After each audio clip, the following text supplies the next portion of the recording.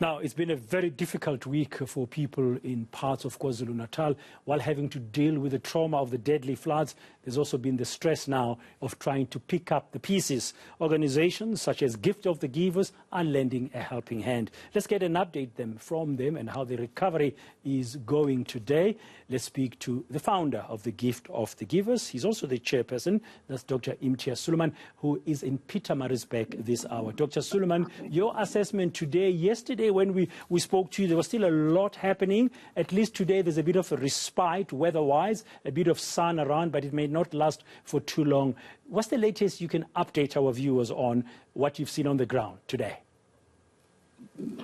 Well, it's much better now. Traffic is the important thing. Is there's more hope among people. The roads are more open. There's more traffic on the roads. People are getting to work. There's optimism. The only drawback in Durban is the fact that people don't have water. In many areas, the people are battling because the filtration plants or the cleansing plants are not functioning properly. And so people are battling this. There's lots of lists going around. People are saying where to get boiled water, where to get bottled water. You can't purchase it because of the demand. It's not available. People say, I haven't parted for 3 days. I haven't drank water. I haven't washed. We can't take our medication. Hospitals are complaining they can't function. They have to cancel procedures. They have to send people home and send all elective surgery cases home. That's water related. But in terms of the disaster itself, the floods, the one area that we're looking forward to and we're optimistic is, it's a sad thing, it was on your program yesterday, you know, on eNCA, where a domestic was caught up where a boundary wall fell on the house in Durban North. And we were there yesterday. They've been battling from Monday to the K9 search and rescue to try to recover the body.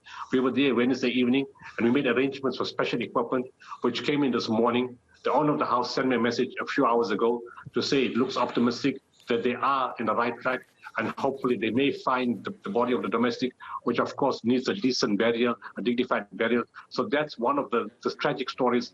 The second tragic story is that when my teams were in Inanda this morning, some families came to them and said, we need help. 9 members of our family are missing.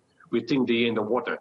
And they went into the water and they saw a jersey they think belongs to one of the 9 people that was, you know, that had drowned or was not sure what happened. So that's another tragic story.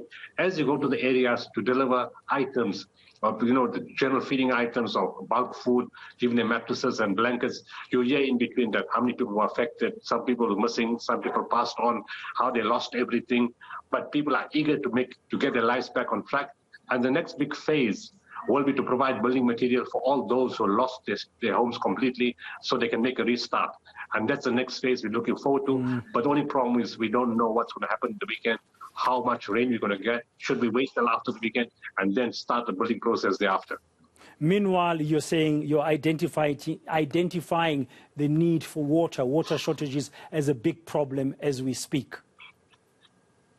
Yes, it's a huge problem. You know, in all over them, people who can afford it are sending messages, where do we get water? Because we can't get it in the shops. So we've been making arrangements, scrambling yesterday as an additional requirement now, besides what we're doing for the disaster relief for flood victims, to try to arrange water for many places. We've been arranging a whole lot of super links to take water to Durban. But I mean, you're going to need hundreds of these things. 5 liters of water, I'm not going to say hello. You know, even you send 10 or 20 or 30 super links. So everybody is trying to do their best.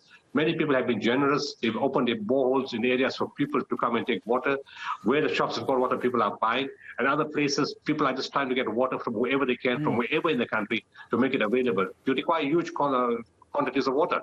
We even distributed water on the first night in Amshloti. We went back the second night in Amshloti. People just have no drinking water. Yeah, that's going to be a big problem. Thanks for that quick update there, Dr. Imtiaz Sooliman, live to us from Pietermaritzburg. Water.